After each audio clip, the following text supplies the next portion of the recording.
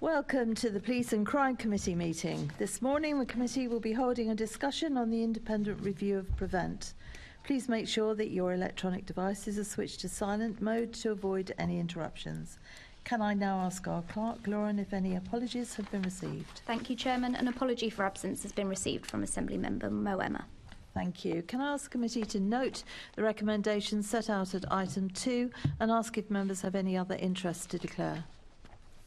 No, thank you. Can I ask the committee to confirm the minutes of the meeting held on the 26th of January 2023 to be signed by me as a correct record? Thank you. Can we note the completed and ongoing actions arising from previous meetings? Noted. Thank you. Can I ask the committee to note the response from the Mayor of London to our letter of MOPAC 10 years on, and the response from the Deputy Mayor for Policing and Crime to our report on probation services in London?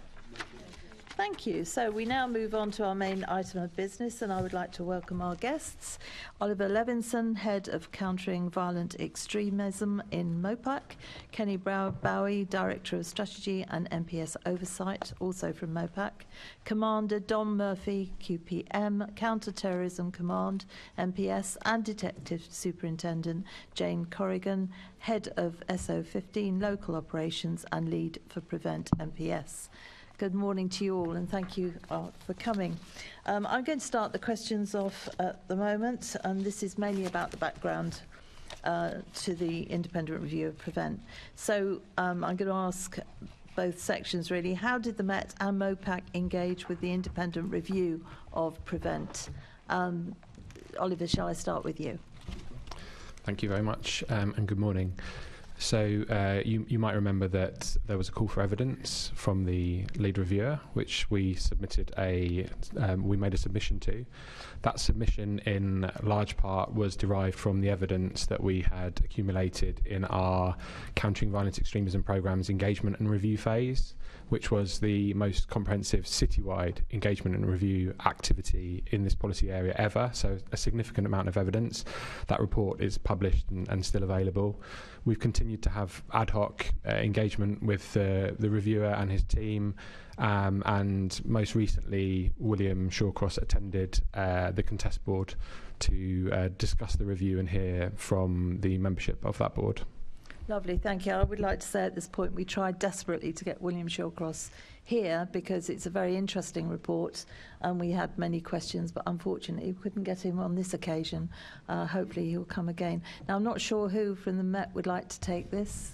Dom, yes, I think I'm going to take that. Thank you, and thanks for the question. So in a very similar vein, really, so all of our engagement from the start of the review was with Mr. Shawcross. He met the team both in London, both in National Prevent for CT policing, and he also met a number of our advisory groups from counter-terrorism in respects of how we lead on Prevent in terms of the police response for London. Lovely, thank you. So this one's really for MOPAC. What is your assessment of the delivery of the Prevent across London, and what is the Mayor and MOPAC doing to strengthen the effectiveness of Prevent across the capital? So I think it's important to recognise that Prevent has delivered a lot of good work that has changed and saved lives, no doubt. But it has not been without its shortcomings and failures also. And so I think that's a balanced interpretation.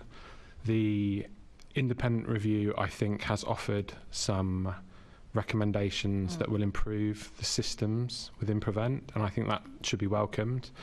I think there are a number of recommendations that we are pleased to see. The report isn't very prescriptive at how those recommendations should be discharged, so we have to wait to see what the Home Office do with those recommendations. But they've been transparent with us so far, and we hope that continues, and we welcome that. There are some recommendations that we don't necessarily agree with, and I don't think that will be a surprise to anybody, because there are 34 recommendations. Yes.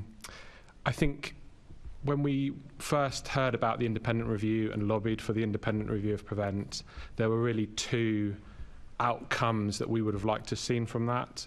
The first are some systems improvements, and I think we have a smattering of those, which we're pleased to see. The second is a point that we've talked about previously with the committee, which is that we're concerned that a lack of awareness around prevent, a lack of awareness and understanding around what the signs of radicalisation are, where help and support can be sought and how people can engage it and what that help and support looks like. There's a lack of awareness around that. And certainly more problematic, there is some continued mistrust and scepticism around the strategy. And so I think when the independent review was called for and announced, we thought that secondary issue would perhaps be dealt with as part of this review. Sadly, I don't think that's going to be the case, so that we're going to see a continued problem around awareness. I'm not sure that the report is going to increase awareness hugely, and certainly we feel very pessimistic about it moving people from a mistrustful or sceptical position.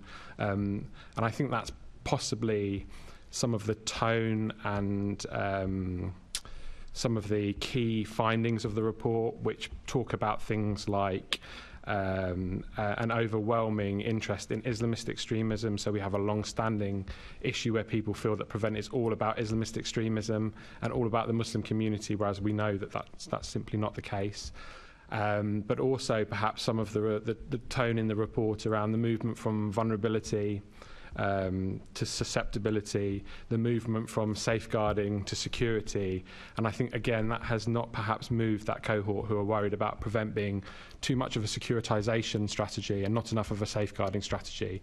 Some of that probably sits within the tone and word count of the report itself, but I think some of that has been exacerbated by the reporting of it, which is focused on those two issues. Yeah, I think we're going to go into this in more depth. Yeah. This is basically more of the background because...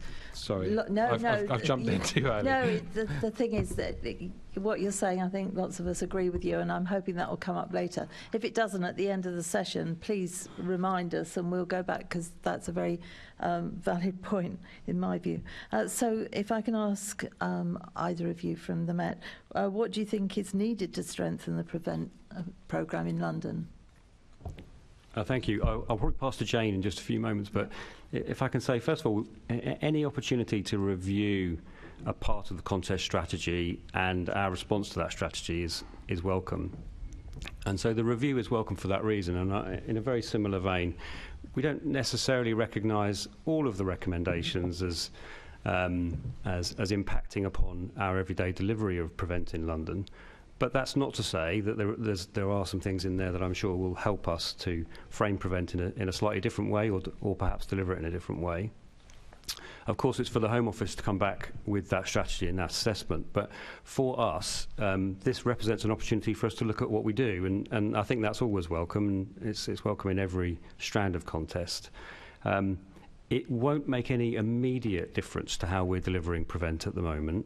I'm sure we're going to get on to the definitions and the challenges between the different ideologies that we deal with within Prevent and some of the comments made by Mr. Shawcross in the review. But I think primarily there are some challenges here for us, and of course we need to wait for the Home Office to come back with a strategy for how that might impact upon counter-terrorism policing and particularly Prevent in London. But there are some big challenges that need to run alongside this report. So changes in how we fund priority areas across London are going to be particularly impacted for us.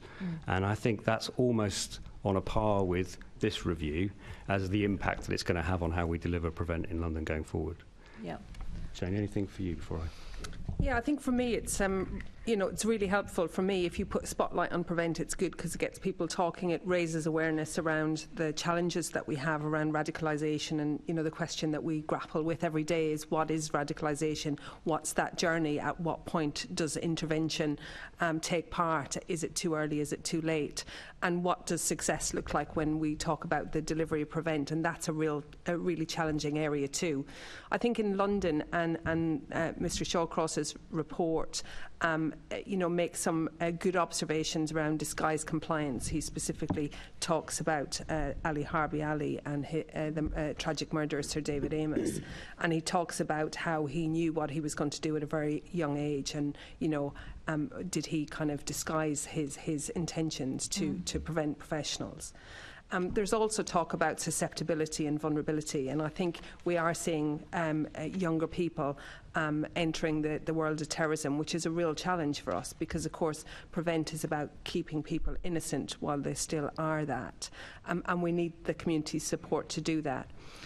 Terminology, I think, is a really key challenge for us because whether we like it or not, or and it's not necessarily borne out in the report as much as we would like, but we do need to get to the position where we can describe what extremism is. And I think Lord Haddon Cave's review in relation to Shakil Beg and the yardstick he used is something that I think we should look more at going forward in terms of how we describe extremists, harmful but legal individuals that operate within our space. Yep. Okay, we're going to explore that more. You've answered my next question, but I will ask this, though, of you. The independent review of PREVENT says that PREVENT does not have sufficient focus on the threat posed by Islamists. So do you agree with that? And what are you going to do in response to that? If I can come in on that one. So I entirely understand the point that was being made, and I think what comes out in the review at this point is the challenge of taking a national view of something that has very local implications. And in that case, we don't recognise in London that we have removed our focus from Islamist ideology. And in fact, our numbers are not necessarily borne out in the review in the way that we would like. We still see the majority of Islamist referrals into PREVENT here in London. And whilst extreme right wing does present a very significant challenge to us, and is across some of our Pursue casework in increasing numbers, it is true to say that in London, Islamist ideology is still the dominant ideology in PREVENT referrals. And our focus is where the threat exists, and that's a key point, I think, that needs sort of bringing out for counter-terrorism policing, certainly, but also for our partners. And that is that we need to go where the threat exists, where we see that threat and harm to the public, or where we see that threat and harm to individuals who may be being drawn into an ideology as a result of a vulnerability of some kind or an intention. That we respond to that threat. So we're less driven by an ideology, but driven by the threat, which I think is a point that the review brings out quite strongly, and I think is something that we in London particularly, but for the whole PREVENT network, are involved in. So, and I'm going to come to MOPAC about this as well, but I'll stay with you then, Dominic. Are you concerned that there's an imbalance or disparity in thresholds applied to Islamist and extreme right-wing referrals to PREVENT?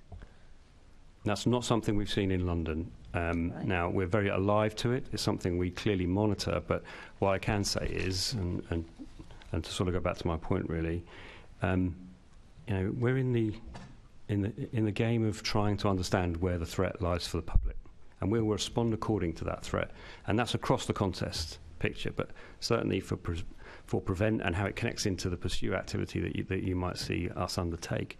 This is about the threat posed to the public and the threat posed to individuals who might be vulnerable or susceptible, and so for us, we need to ensure that we're responding in that way. So that disparity doesn't quite exist in that way because we're agnostic to what that ideology is, and we're threat focused and potentially harm focused. That's where we need to be. Good. That's what we want to hear, really. And if I ask MOPAC the same question.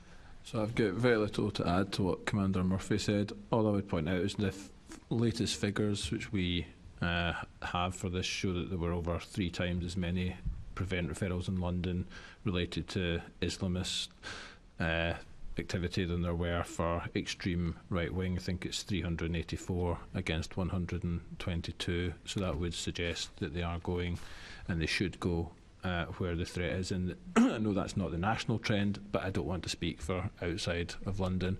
I would also agree with what William Shawcross said, that obviously thresholds should be set at the same level regardless of what ideology you're talking about. I haven't seen the evidence that he has, and I haven't had all of the conversations that he has. I don't want to talk about what has happened in the rest of the country, but I have been reassured by Metropolitan Police colleagues that in London they do feel that that is that they are applying that in the right way and that they aren't seeing those sort of disparities.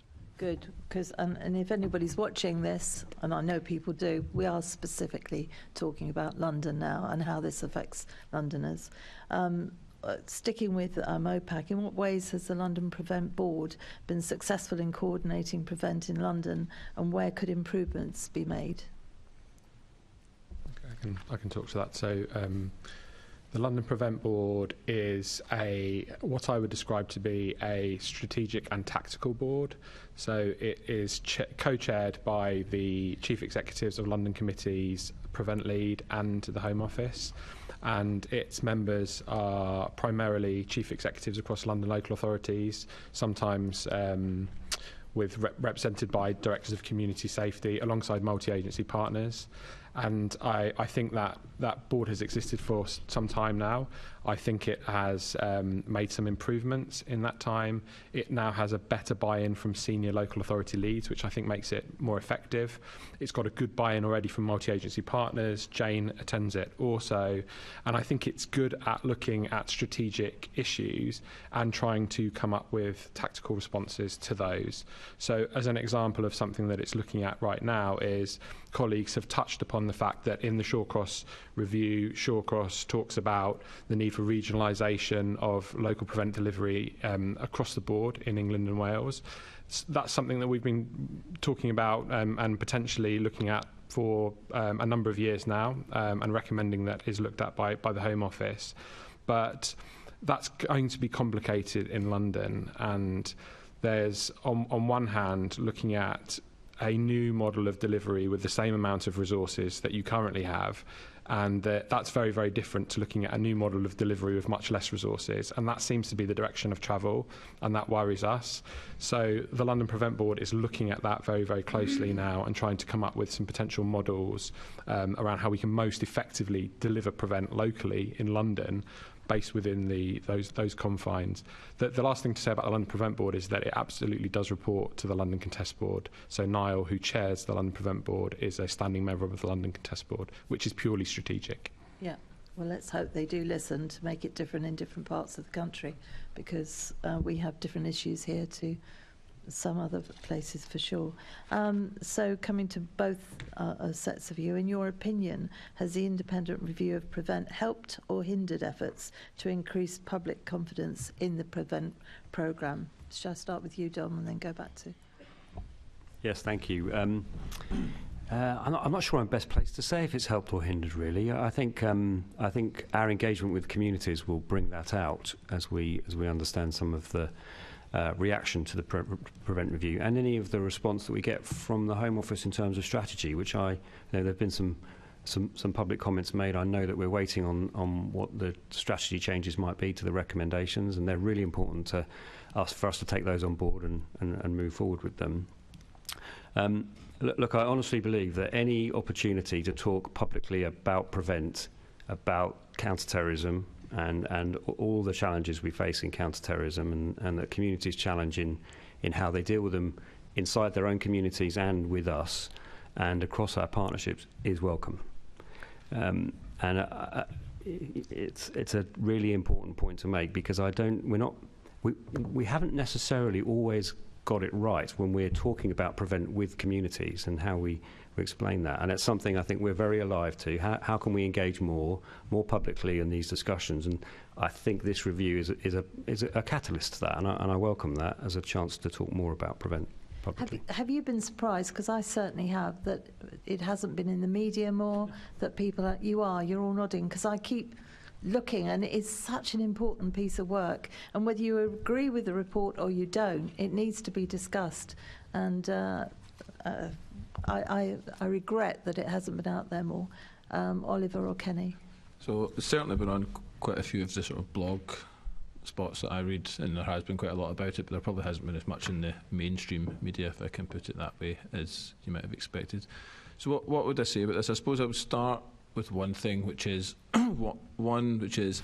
it's linked to that, is that these government reports or other reports often have a lot less cut through with the general public than we might otherwise expect. So whether it's going to move the dial or not with lots of people, it's probably never going to move it marginally. I would say, though, even within that, whether it's helped or hindered, I suppose I would describe it more as a bit of a missed opportunity, really, because when you look at the number of organisations which boycotted this voluntarily, I think it was around 450, and as some of them are, I suppose, what I would describe as the usual suspects, and you would have expected that to be the case anyway, but there were others, for example, I think Amnesty International boycotted it, where maybe some of those people actually it would have been really useful if they could have engaged and they could have done that. And I'm not making any comment as to the validity or not of why they did the boycott. I'm just saying I think that is a bit of a missed opportunity on this. And then the final point I would say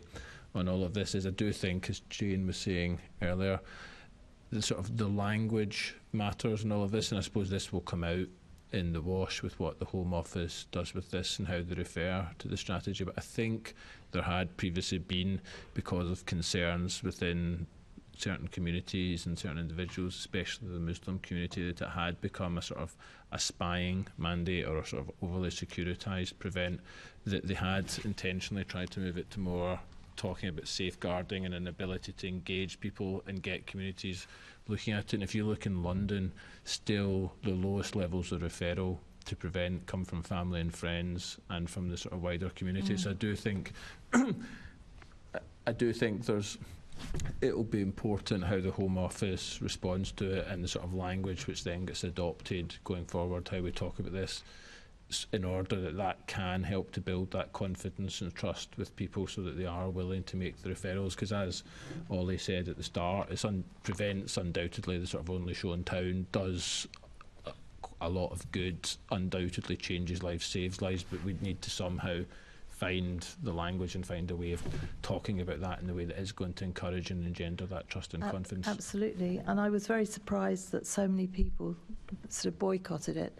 And I read weird things, and a speech that Mark Rowley wrote, I think it was the beginning of 2018, actually said he'd like to see many impressive leaders stepping forward to confront issues, including William Shawcross. So, I mean, even if you don't agree with somebody's report, it's good to engage with it and say why in front of everybody you don't agree with it.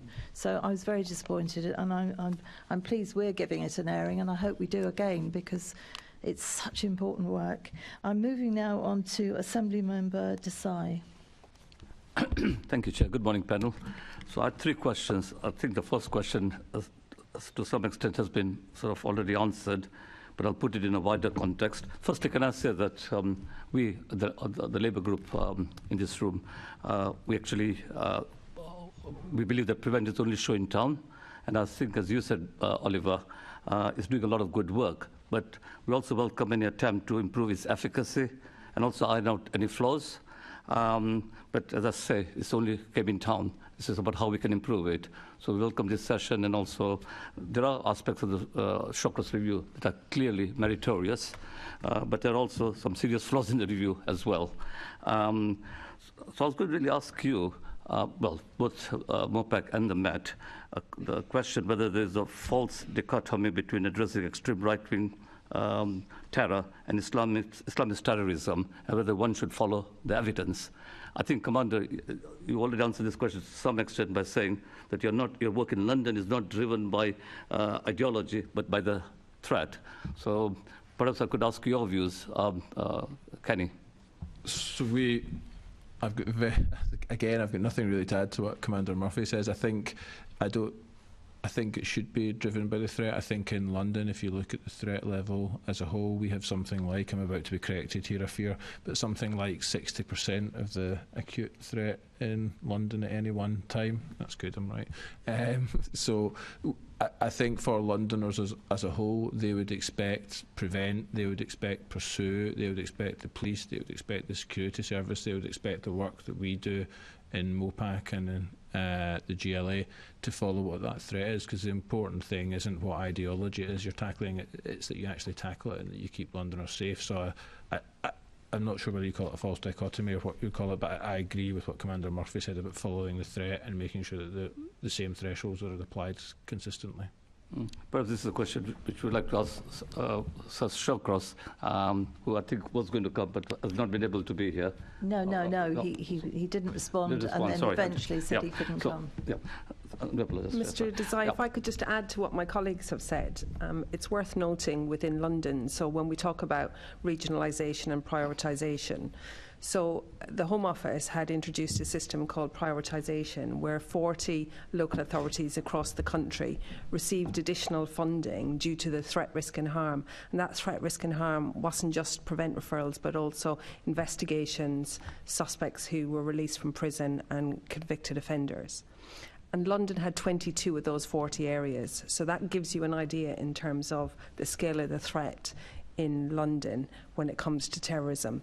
Now, obviously, as you know, we're going to move to a regionalisation model, and what that actually means in reality is that London will move from having 22 prioritised areas down to having 7, and that may even reduce further to 5. Now, that obviously causes us some concern because what we don't have is that dedicated resource in those areas. But I think it's important just to give you an idea in terms of the scale of the threat and where we sit in terms of the referrals and us following that evidence in terms of where we need to focus. Okay. So my second question, really to both MOPAC and the Met, is about one of the major criticism Prevent being that it lacks legitimacy amongst our Muslim community. Oliver, I think you said earlier that there's mistrust. Those to use your words. So what exactly are you doing to address this mistrust? So I think that's about engagement. I think it's about transparency. And I'm pleased to see that there are findings in the report that talk about a need for further transparency. I think it also is about perhaps not adopting positions that are polarised and not adopting a position where you say you either support Prevent or you don't and you're an extremist, or you don't and you don't understand it fully. I think we need to be a bit more broad-minded about that and look at the kind of the history of the strategy and accept that it's had a bumpy road, but also be avowedly supportive of the progress that it's made and the good work that it's done in a transparent way. So there's a lot of recommendations in the Shawcross review about the Home Office doing that better. There's good recommendations in the Shawcross review about rebutting more transparently and openly criticisms of Prevent, and I think that's really, really good because they can become somewhat urban legend and urban myth, which it doesn't matter if they're true or not because the perception creates a disengagement with the strategy, and a lot of those criticisms, urban myths, legends, if you like, relate to Muslim community members that have had involvements with Prevent. So the creation of a system or a team that can rebut those transparently is very, very welcome. I think one of the best things actually about the report is a recommendation to create an independent body that will accept complaints and criticisms and be able to review those and respond to those. I think that's a very, very positive thing. Commander? I'm not sure what else I have to add, really. I completely agree. I mean, I think the thing for us is we have over 1,500 Prevent champions now in local BCUs, so police officers and police staff that represent Prevent, and they are based with communities in our BCU areas. And any opportunity that we have that allows us to engage communities directly on the realities of Prevent and the perceptions that we all accept exist, unfortunately, is a welcome one, and I do think this is a really good start to that process, being able to sit and talk about it and discuss the challenges we face and what lies ahead. But I think we would take every opportunity we can to be involved in any scrutiny of Prevent, like this independent review, and the engagement that follows with communities and our partners. And that's a really important point because this is not just about MOPAC, it's not just about the police. There's so many partners involved in delivering Prevent, and so many of those partners are locally based in the areas of London, and we need to keep that engagement. We have local officers now that are permanently based in the communities. It's helpful. Would we want to do more of that? Absolutely. But I think this is that start point, and if some of those recommendations were to be brought in and supported by the Home Office, we would support those. Thank you. And my final question, Chair, again to both MOPAC and the Met. Just again speaking very generally, do you think the Prevent review is a fair and unbiased review of the facts? In particular, I'm concerned with the methodology used by Shawcross. I mean, I've got some figures here that the review focuses a handful of child cases. 6 out of 1,500 are focused on 15 organizations from a total of 110. There's the explanation in how these were chosen and whether they were representative sample or just cherry-picked. So I think that the report's a welcome contribution to the wider debate and Prevent. I'm not going to get into any ad hominem attacks on whether it is or isn't I've not seen the facts or the evidence that Mr Shawcross has, and all I can talk about is what we would like to see as a result of it in London, and I think we've been doing that. Sorry, I'm in danger of repeating myself. I agree entirely. The third time you said that. I know. Which is, I know I haven't met these two gentlemen before either, so I'm not suggesting anything. It's genuine. It's entirely genuine. No, I think this is again, and I am in danger of repeating myself. But it's a really good opportunity for us to look at it. I don't think it would be helpful for me or us to look at the report and how it's been drafted. I think we are where we are. We've now got all of the material, and as we say, we don't necessarily recognise every recommendation, and some of them will have a greater impact in London than they may elsewhere. It's time for us to work with the Home Office and others and to try and move forward now with this and help it contribute to how we deliver Prevent.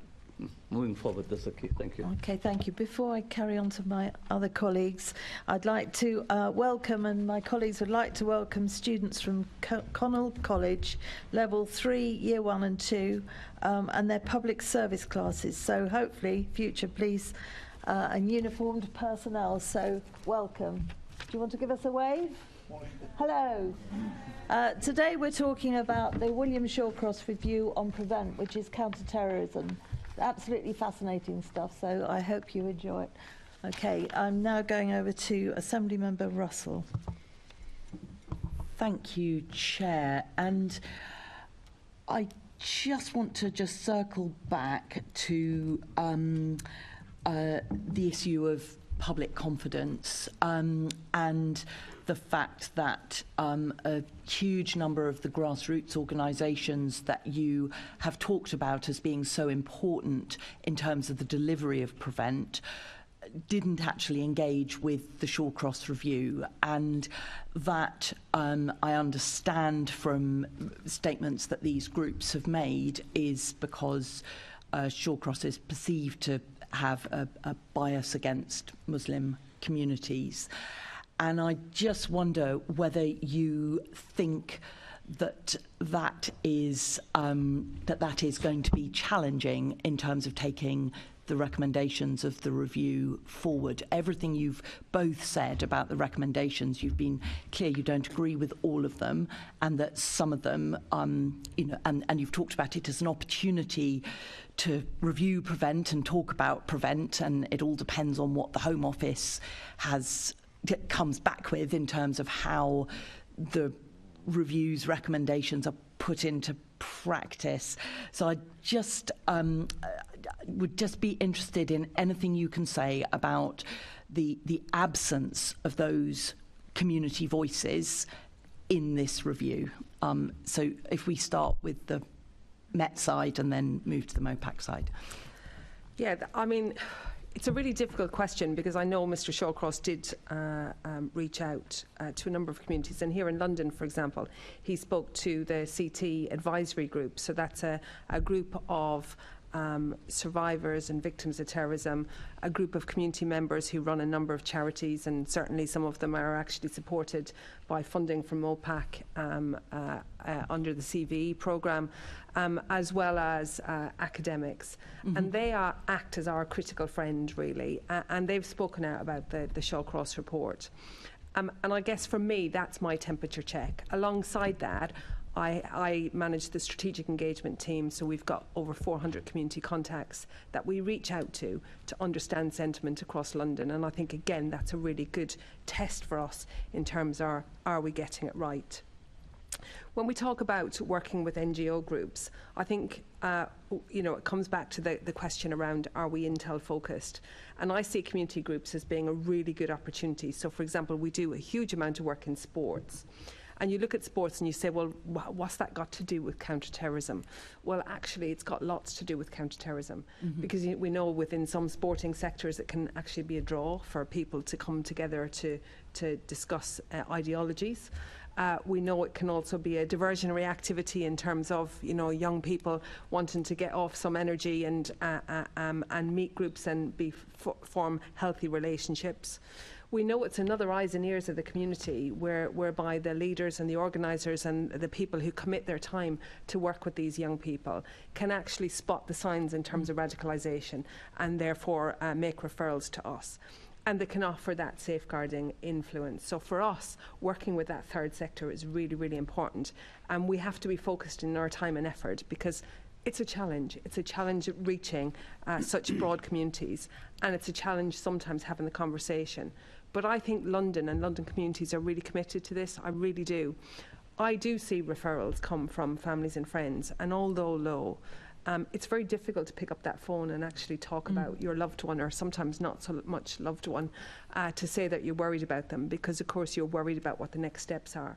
But we do have a high proportion of people who actually do that. And we also know that communities really matter, and in terms of information that comes into counter-terrorism, so whether it be people phoning the anti-terror hotline or the Act Early support line, we know that 20% of the information that comes in has a direct impact on terrorism investigations. So that's really, really significant. So I think if I was to use the data that we've got and the feedback that I get from that outreach, I think we're doing a good job in London. Can we do more? Absolutely. Is this review an opportunity? Definitely. And I welcome the Prevent Duty guidance refresh. And what I'm hoping is some of the recommendations around Mr. Shawcross's report around some of the groups that aren't included within the Prevent Duty. So, for example, I would love to see doctors being included. I would like to see them having a duty. I would like to see immigration included and have that duty so that we can actually work as a partnership to really identify and support people who are vulnerable to being radicalised. I apologise. If I just add one further thing, I know that's an excellent answer from Jane in terms of prevent. I think for me, if you look at the Commissioner's plan to grow and develop our community policing model, we will increasingly have more officers and staff based in the communities and responding to community needs. And that has to work in conjunction with all of the activity that we're undertaking across the contest strategy, in addition to all of the challenges we face in policing London and safeguarding our public. So I think that's absolutely true for prevent, but I think as part of the Metropolitan Police, we need to look towards the opportunities that an increased community policing model will provide to engage those communities and increase public trust and confidence in prevent as well as the police and our response. So I'm hearing a very strong desire to engage for deep community engagement, but I haven't really heard an answer to, is it a problem that these groups' voices have not been heard in this prevent review because so many of those groups decided not to engage with it? So maybe if I can, so I don't think it's as simple as a yes and no answer on this. I would say, as I said earlier, I do think for very many of these groups and individuals that boycotted, it is a missed opportunity, and it is a shame that they haven't had a chance to have their voices heard, and they'll all have their own reasons for that, and I'm not going to sort of speculate on what they may or may not be. What I would say is, as I said, it's not as simple as saying it's A or B. For example, there are groups there who, regardless of who the reviewer had been, regardless of what the terms of reference had been, almost inevitably would have boycotted it. Am I particularly worried that certain of the groups that are mentioned in his report, and we can all think of which ones I'm referring to here probably, haven't engaged with the review? No, probably not. If you think of a group like Cage, for example, I suspect they wouldn't have engaged regardless. So I don't think that makes a huge difference. But then there's probably groups in the middle where it would arguably have been useful. But then the question is how likely are they then to have an impact on the people who wouldn't already be likely to report individuals to police if they're at risk of radicalisation or reporting to prevent? And we know from the public attitude survey, I think it's something like 87% of Londoners say they probably would. So you're looking at what impact and what contact do they have with that marginal 13% who already wouldn't, and how likely are they genuinely to have an influence those people at the margins. You're probably talking relatively small numbers in the grand scheme of things. I still would contend that it is a missed opportunity, because I think the more positive voices you have speaking up to prevent and seeking to influence those people who are influenceable in this, the better it would be. So I suppose my direct answer to your question would be it is a bit of a missed opportunity, but it's not quite as cut and dried as it might initially seem, if that makes sense. Well, I think I'm hearing that practitioners in the field are using the kind of that deep knowledge of those community organisations to frame your response to the recommendations. Is that? Yes, I think that's right, and I think it would be slightly remiss of us to believe that this was a one opportunity for those communities to engage, and actually engagement is a continuum, and it will change all the time depending upon the challenges we face, particularly in the counter-terrorism world. That how we engage and who we engage with will change and have to flex and be more agile. But we see very much this engagement being an ongoing thing rather than. And it is a missed opportunity, as you say. They didn't engage with the review, but however, that is not their only opportunity, and we're keen to ensure that every community has a voice in this process. And that will presumably help in terms of building trust and confidence in the processes that are. Thank you. So my next question, Assembly Member, we must be as quick as you yes, can. We sorry, are I will be very halfway quick. through our entire time. I'll be very quick. So, do you agree with the independent review that prevent has increasingly become to be seen as synonymous with safeguarding, and do you think that's a concern, or do you think that's positive? Safeguarding's in the next section, Assembly yes. Member. No, you can't move on to the next one. Oh, I'm so because sorry. Because I've got other people. I'm so sorry. That's right. So, still on the first section, can we have Assembly Member Pidgeon? Thank you. I wanted to ask, it's probably actually to Kenny or Oliver. I just want to know, just listening to the discussion, isn't the need really for a refresh, rebrand of Prevent, maybe calling it something else, bringing in a sort of different package, taking some of the things out of this review, what is needed in order to try and deal with, because in some ways it is a toxic brand, and so how can you take that forward? Is that what's needed perhaps at this stage? I can give you I guess an honest and personal answer to that. I think that would have been a good idea a number of years ago. I think to an extent that ship has sailed, and what I mean by that is a number of years ago you had a Prevent system that wasn't nearly as effective, fair or equitable as it is now. And if we had have had that rebrand then and produced what we have now, which actually in essence is a pretty good system, Prevent and Channel are pretty good things. They're not perfect, but they're pretty good things. Now you run the risk of the improvements having been made and the association to the word Prevent still being the problem. So I think it is a lot of the time a perception issue, and I'm not sure that would solve the issue now. That's what was helpful. I just thought from the discussion, I just wanted to tease that out. Thank you, Chair. Thank you. Assembly Member Garrett. Just a quick question, actually, maybe quite a basic question. Sort of talk about extremism and tackling extremism. what is the working definition used of extremism? It seems to be quite a vague term. So I don't know, Don, whether you can help me out on that. I might well defer to others on that one. Because for the reasons you mentioned, how we practically apply that is very different in a number of different types of investigations. But Kenny, is that? So I think this goes to the heart of the problem, in that there is a genuine legal definition of terrorism. The government obviously brought in its 2015, I believe it was, counter-extremism strategy, which had a very wide working definition and include issues in it which stuff like female genital mutilation, which was very contested area as to whether that should be within counter-extremism strategy or not, for example, which kind of broadens the whole thing. So and my understanding, and certainly the reporting, is that the bill which was meant to accompany that strategy never sort of saw the light of day for very many concerns about how they would actually be able to frame that definition in a way which was workable. So I think you get exactly to the heart of one of the points. For example, in this, Mr. Shawcross talks about, well, should you use a non-violent extremist to deal with somebody who is, and de-radicalise, if I can use that term, somebody who,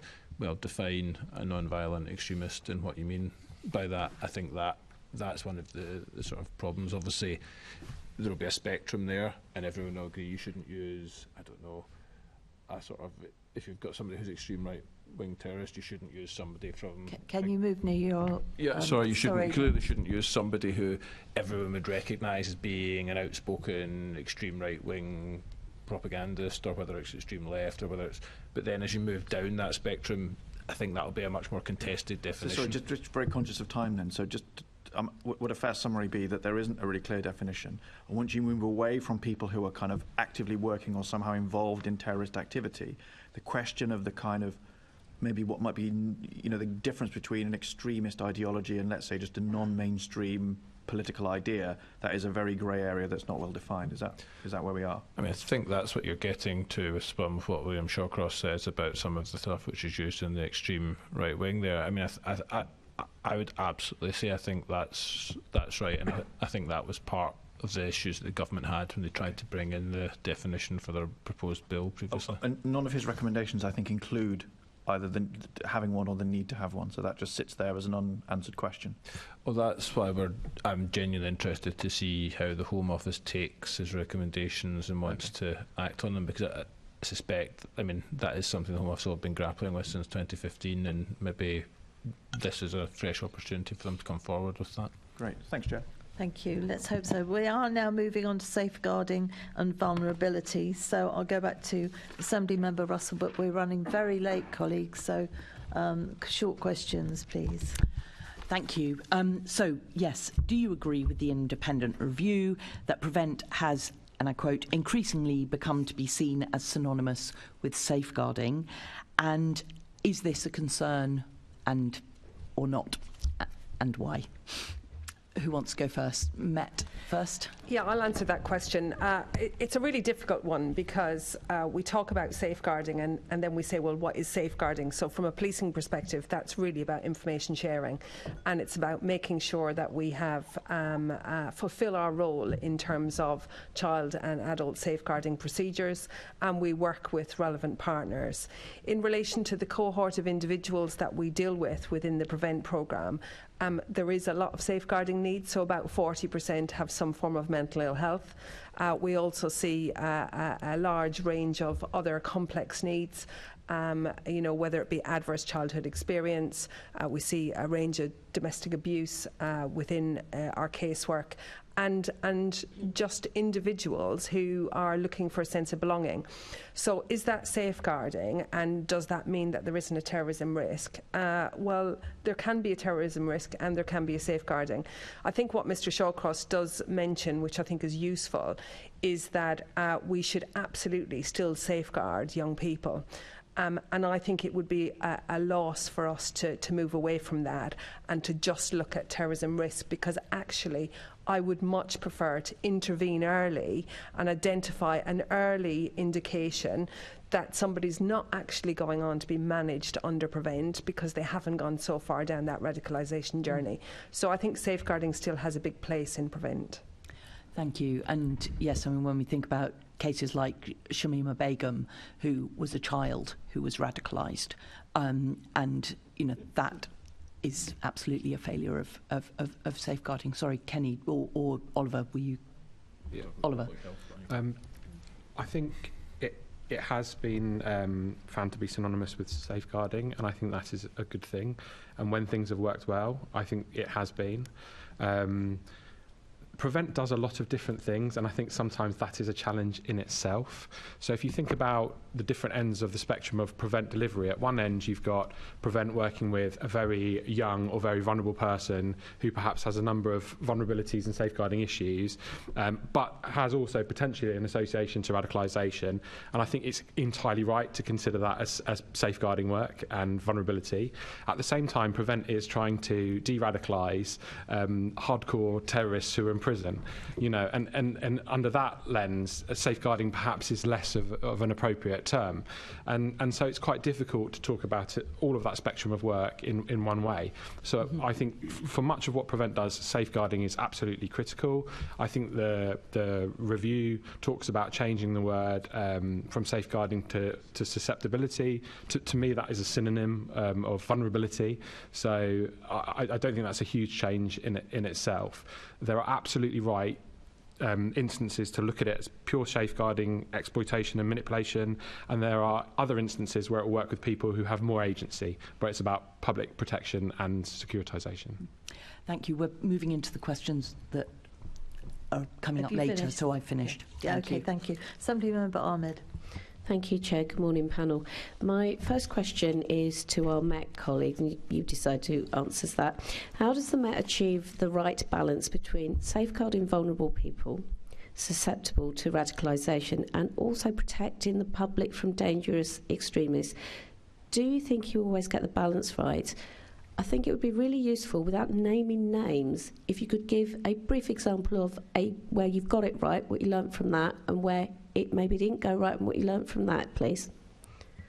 It's going to be really challenging to give you too many specific examples in case studies, although I'm happy to make the offer for you to come to spend some time with Jane as a group to perhaps understand those case studies in a bit more detail. I'm very happy to facilitate that and have you come and do that. It would be much easier forum for you to understand that detail. Do we get it right every time? I mean, the truth, of course, is we can't get it right every time.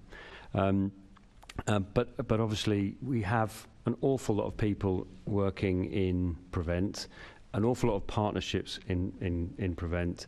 And this is about us trying to I was just reflecting on the previous question. You know, we are, in effect, using the ability to safeguard somebody as an extension of managing the threat and potential harm to the public or that individual. And that's really what we're talking about here. And we have to take a decision that we will apply the Prevent and Channel programmes to those people that we believe present the greatest risk, either to themselves or to the public. And frequently, and in London, this number is particularly high. In fact, I think the number's around 6% of all referrals are escalated to our more serious casework. So, you know, that's a high number compared to the rest of the country. I suppose it demonstrates to me that we are applying Prevent in those areas where there's risk. Now, of course, we're reliant upon those referrals and all of the information involved in this process to get that right every time, and there will, of course, be challenges with that. But one of the advantages of this, and we've seen this in the case of Ali Harbi Ali, we've seen this in a number of other cases in the past, where a subject who goes on to commit a terrorist attack or be involved in a terrorist investigation and was the subject to Prevent, we are always open to a review of that process to understand what can be learnt from that individual's journey and our response to it. And I think that's really important to point out. Can I ask, with the difficulties that you've identified, in your opinion, how will the move from vulnerability, the language of vulnerability, towards the language of susceptibility better identify those at risk? And just, you know, that is absolutely on the back of what you've just said. it's really hard for me to draw a distinction between those two languages, because I think it's such a small point in relation to how we deal with individuals. And of course we need to understand who might be susceptible to those narratives, but then who's vulnerable to actually taking that journey and that step. And I think it's really hard to, if we were to draw a defined line between those two things, I think we would actually end up restricting some of our activity. Thank you.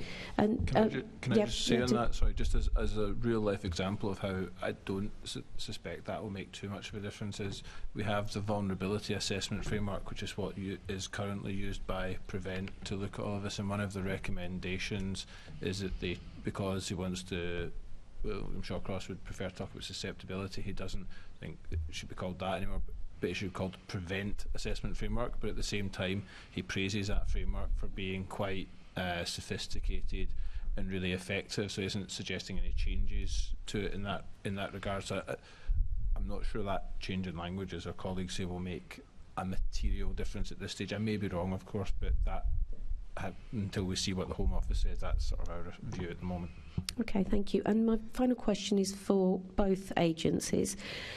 There have been a number of reports in the last few years that a significant proportion of referrals to Prevent include individuals struggling with mental illness, and we've touched on this.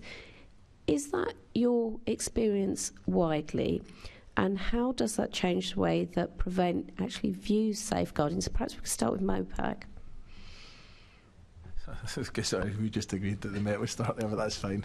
So I think I would say, I think Jane quoted the figure, was it about 40% of people who are referred in have mental health issues there which need to be dealt with. I was read with interest that Mr Shawcross said that this was potentially a way for some people being referred in to sort of skip and get quicker access to services. I'm not sure, unless my Met colleagues say otherwise from here, we've seen a huge amount of evidence of that being one of the reasons for referral within London. What I would say though is that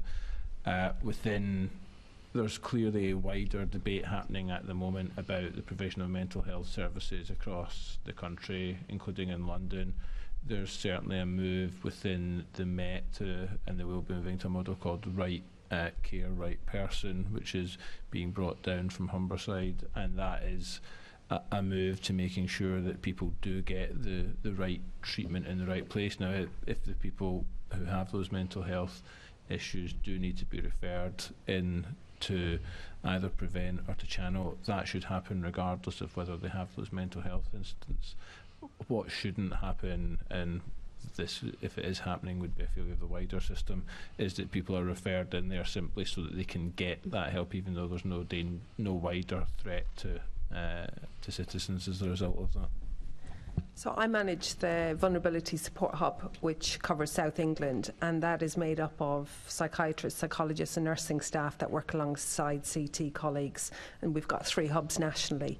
And that is to help us navigate the really complex world of mental health and to make sure that we are treating people fairly with respect and understanding how their mental ill health condition might actually impact their offending or their behaviour, and whether or not there's a correlation or causation between the two.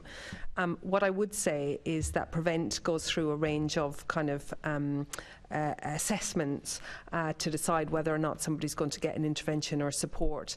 And the first thing is deconfliction, so we make sure that it's not already being investigated by any of our services.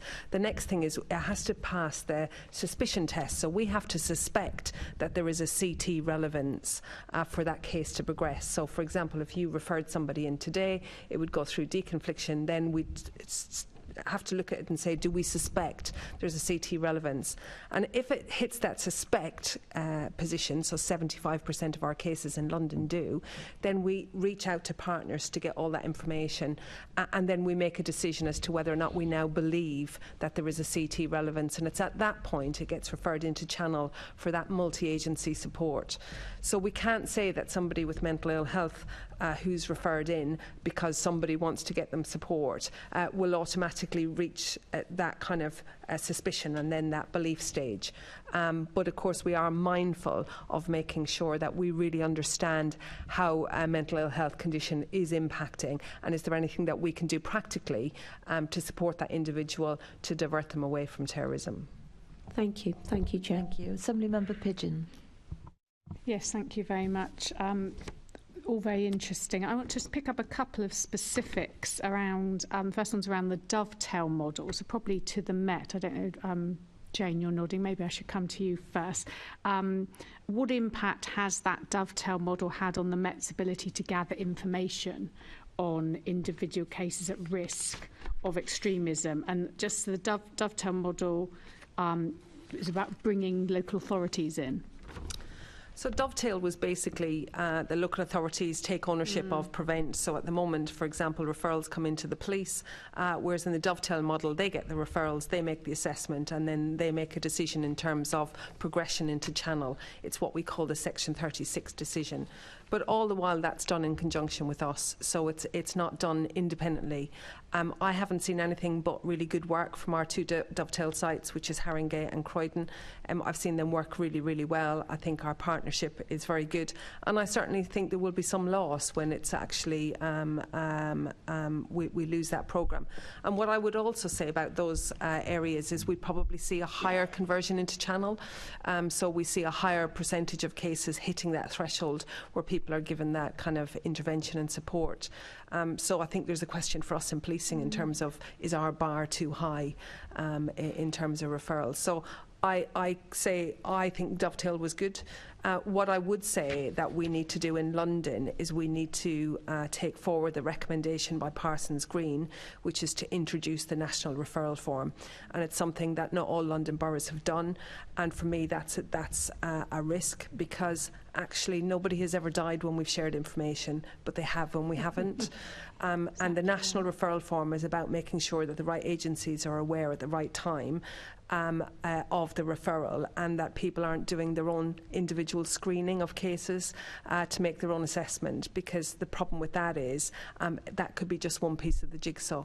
And what I would like to reassure members about is that actually we're not about gathering information on people unnecessarily. I'm really, we're busy, so we really are only interested in people that we can actually support and divert away from terrorism. And then the next step is looking at creating a hybrid model for referrals, risk assessment, information gathering and so on. What would this mean for the Met? Have you started to develop that? Are you able to take some of the good things from the Dovetail model into this? Yeah, well, I think, to be honest with you, Dovetail is so I'm not sure whether or not that's going to be taken forward, because it's been agreed by ministers that Dovetail will cease. I think in London it's not so impactive. I think in the northwest counter-terrorism region it's extremely impactive, because all of their sites are Dovetail sites. If I might, sorry, yes, I was just going to say, one of the things is what are we doing moving forward now, yes, then, if we're hybrid, losing into the hybrid model? And I think we are going to need to think about what greater levels of coordination across all local authorities mean for London. That's going to be really challenging for us, and there are some boards in place already that we much need to think about how we use those boards slightly differently to fill that space, because we're now going to have to come together in a different way, and with the regionalisation model, potentially with less resources, to try and have the same effect. So it's a challenging period ahead. We can do it, and the engagements are in place, and already there's some work going on now across London to try and bring everyone together to share some of the information and create a process that has assurance around it for us all. Yeah. So. Yes, a lot of uncertainty. OK, I'll leave it there. Thank you, Chair. Thank you. Assemblymember Garrett. You don't? Do you still? Assemblymember Russell.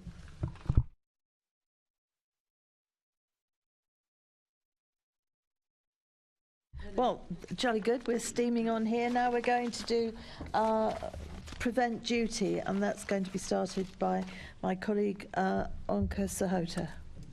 Thank you, Chair. This is about the prevent duty. Simply, is it working? And if it is working or not working, what's the evidence for your statement? Over to you, then. Whoever wants to take it first. I would say The prevent duty is a good thing, and it's something we need. It comes alongside other activity. However, I think for me, and for our execution and prevent, I think we need it to be more socialised more. We need there to be more information on it. We need it to understand how it's embedded much better in all of those people that come into contact with those that might be vulnerable to radicalisation and can then refer to us. Jane mentioned earlier about GPs and other locations. We still have low referrals here in London from schooling generally in comparison to the rest of the country. So we need to understand how we've got the information about the prevent duty out there, and that we can make the best value of that requirement. I would just add the refresh that's currently ongoing in relation to the prevent duty guidance. I've certainly asked Homeland Security Group if it's going to take into consideration Mr Shawcross's recommendations within that prevent duty guidance, and I see that as a really good opportunity to strengthen it, and particularly when we move from that kind of prioritised to regionalised approach, then that duty guidance, in my view, will need to have some teeth and some clear guidance around how we test how effective we are in delivering prevent. When I was sitting here, I was very worried that I didn't know the pathway into prevent as a GP, but relieved right when Jane said the doctors weren't covered. And so is this true? Because I thought that the 2015 Security Act had placed the duty on health boards to do so. So it is for health boards, but GPs aren't included. So we've got one lead for London, Paul McCann, who represents the NHS. And we certainly do work with doctors and surgeries, and certainly in some London boroughs, we attend forums that you have to raise awareness, but there isn't the same duty placed on you. Obviously, if you would like to represent London and say we as the GP network would be keen to adopt the national referral form, then we'd be delighted. I think it'd be challenging because the conflict would be between the duty of care to the patient, right, and the I mean, there's a debate which needs to be had, right? But you thought they would be good to extend it to the GPs? Absolutely, and I would, as I say, we work with the NHS very closely. I've got NHS, employees that work directly within my teams, yes. And we can tell you exactly what the information sharing protocols are. Again, this isn't about persecuting somebody. This is about people keeping people safe, both the individual and the public. Okay, thank you. And do you think that the duty to prevent should be extended to the Border Force, Immigration and the Department of Works and Pensions? Yes, I do. Yeah, that's a short. I agree. Okay, great. Any disagreements? I wouldn't disagree, but I think there's an element of importance around transparency as to why that's happening. Because if you do it without the transparency and the evidential base, then you're talking about potentially creating fuel for the people that are in the anti-prevent lobby. Talking about the stigmatisation of immigration, stigmatisation of economic disadvantage. So there are lots of very good reasons to do it, but let's be transparent about what they are and let's bring the evidence to the table. Thank you, Chair. Oh, there we go. My mic wasn't on. We're now going on to Assembly Member Devenish. Thank you, Chairman. Good morning, everybody. I'm asking the question we always ask in these sessions about joined-up government, that wonderful expression. So if I start with the police first, please. The question is, do you welcome the government's proposal to launch a prevention partnership forum, and how do you envisage this will strengthen London's approach to sharing information amongst partners and build understanding of the threat of extremism and radicalisation in the capital, please? I'm going to pass to Jane, who'll have a lot more detailed knowledge on this than me, but the short answer to your question is any opportunity that brings together the sharing of information and our ability to take a joined-up approach, to use your language, to how we do this is welcome. We cannot deliver any aspect of counter-terrorism, irrespective of what it is, without those partnerships. And government, and MOPAC, and all of our partners in local government are critical to almost every aspect of what we deliver.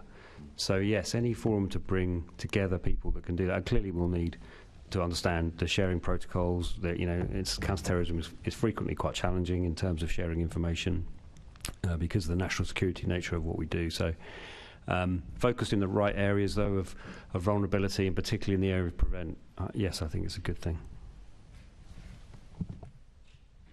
I'll agree with Dom, but I think for London it's a challenge. So this will where we will rely on the London Prevent Board to get the local authorities to work together and support each other and to learn from each other. But in principle, yes, I think it's a great idea, and certainly some of the work that we've done with MOPAC in collaboration around some key projects that act as diversionary opportunities, and once it has a good evaluation process in place, then I think it's a worthwhile investment. Thank you.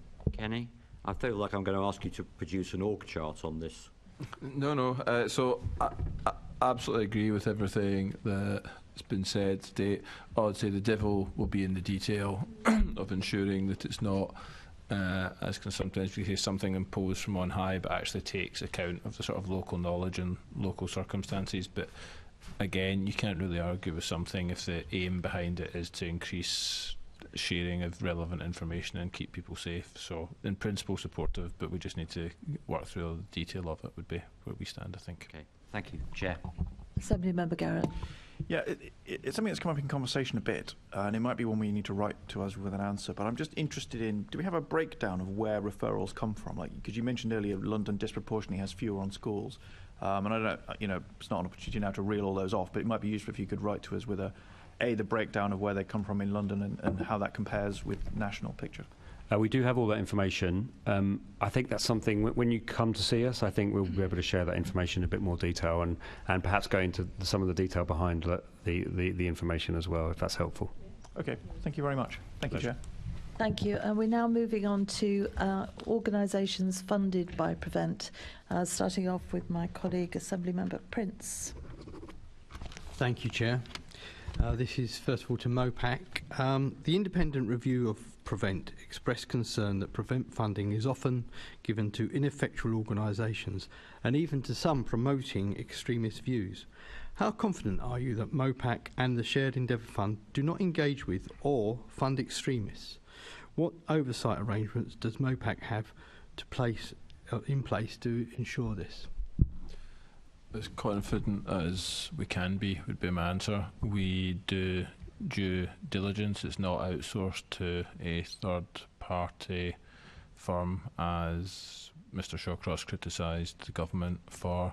We do look at their social media. We do speak to previous people who have worked with them. We are confident that no money has gone to people who the police would describe as extremist in that way.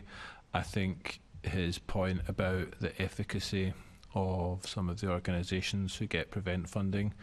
So one, I think there's always a risk, and you have to accept there's a risk if you go out and you fund small grassroots organisations to do really, really difficult work, that not everything is going to work all of the time. That's not to say that it was wrong to give those people the money. That's to say that when you work in difficult areas like this, you're necessarily going to have to experiment, you're necessarily going to have to try things and build an evidence base as you go. What I would say is the government has not been good at producing and publishing any evaluations of the work which is done in that regard. I would compare that with the work that Ollie's team does quite unfavourably, where they have produced work independently done by the Institute for Strategic Dialogue, which has looked at the work. It's not been universally saying everything that we've funded has been absolutely perfect. It's given us recommendations year on year for ways in which we should improve the programme, which we've then acted on. And if you look at the metrics which they use individually, that would say that the effectiveness of the programmes has improved as we have learnt the lessons as we've gone on.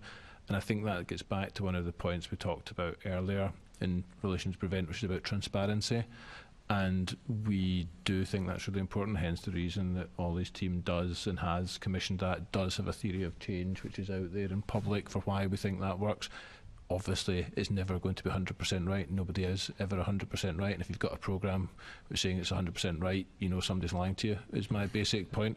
But I do think it's important to put the stuff out there, to act on it, and to be transparent about what has been and what hasn't been working well, and what steps you're therefore taking to improve it. And I think that is something which Mr Shawcross recommends for the government, and we would fully support that.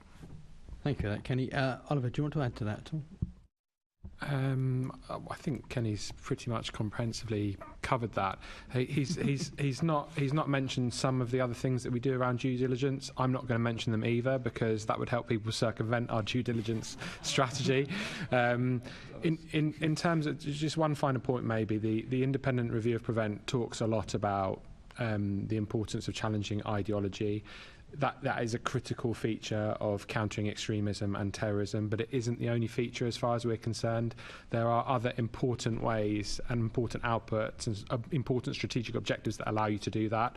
For example, just providing critical thinking or internet online safety skills. That plays a role in countering extremism and terrorism. There are psychosocial outputs and achievements that you can create which actually reduce the risk of somebody being radicalised, like increasing their sense of belonging, increasing their sense of purpose, increasing their empathy towards others or people with different views, and decreasing their sense of cultural threat. Those are really important components, we think, of a rounded portfolio to counter extremism and safeguard people vulnerable to radicalisation, and that's how we embody our work in this area. Thank you. Dom or Jane, do you want to add to that? Dom? The only thing I would say is, look, I think in this territory more than any other, sometimes we need to engage with people whose views are counter to our own and we might consider extreme. But we need to do those engagements because we need to understand where they're coming from. We need to understand what their circle of influence is, and we need to understand the risk or danger they propose to society as a result of their views. And sometimes that means us being in a room with somebody whose views might be quite challenging for us. Not illegal, I should say, because we've got another recourse to those that express illegal views in meetings that we're in, but which is not quite so engaging, I should say. But I still nonetheless of course, we will not always get that right, but we do need to be in those locations to be able to speak to those people. So, Jane, did you want to add to that at all? No, just to say it's really difficult. Due diligence, is a really challenging area for us all, and I think it would be good for government to have some thought around what does due diligence look like, because really it's about information sharing to keep people safe. Thank you. Chair, back to you. Thank you. If I can just ask Oliver, really. The review said that Prevent funding too often goes towards generic projects dealing with community cohesion and hate crime, and instead should be directed to those that challenge extremist and terrorist ideology through counter-narratives and activities. Will MOPAC apply this to the Shared Endeavour Fund? Yeah, so we already do. We would absolutely agree that there has to be some connectivity to extremism and radicalisation for us to fund work for, but we don't agree that that has to be ideology. We don't think it's practical to just deliver a project portfolio that only delivers ideology. If it's delivering work which in some way is rooted in countering hate, intolerance, countering ideas of supremacy, then we're interested in it. Okay, and how do you vet those recipients of the money from that fund? That's what I just addressed before. That's the way that we look at that is, well, we're not going to go into all specifically of it, but we do look at their social media, we do speak to people, including the Home Office they've worked with before, and as I say, we're reasonably confident that we haven't given money to anybody that the police would have any concerns Good. about. Well, that's all good news. I've got two people that want to ask very, very quick questions. Assemblymember Russell. Yes, just building on this, recommendation 9 from Shawcross is restrict Prevent funding to groups and projects which challenge extremist and terrorist ideology via counter-narratives and activities. And then it says Prevent budgets should not be allocated towards general youth work or community initiatives that do not meet these criteria. Do you think there's a risk that there are some groups that do sort of deep community engagement, particularly with young people, where they may not be specifically engaged in challenging extremist and terrorist ideology in their work, but that they could be very effective referrers and identifiers of young people who might be in need of support through the Prevent programme to avoid radicalisation. So I just wondered what you felt about that particular recommendation. Yes, basically.